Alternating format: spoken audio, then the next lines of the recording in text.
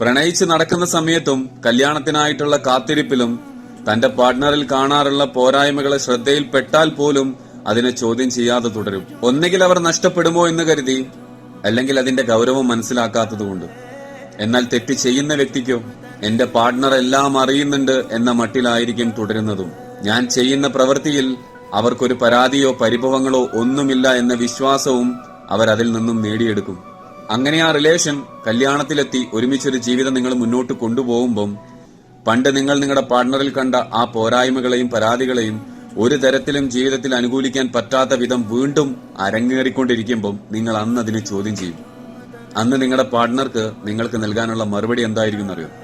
ഞാൻ എന്താണെന്നും ഞാൻ എങ്ങനെയാണെന്നും കഴിഞ്ഞ വർഷങ്ങളിൽ നീ കണ്ടതാണ്, ഞാൻ കാണിച്ചതാണ്. അന്നൊന്നും നിനക്കത് പരാതികളോ പരിഭവങ്ങളോ ആയിരുന്നില്ല.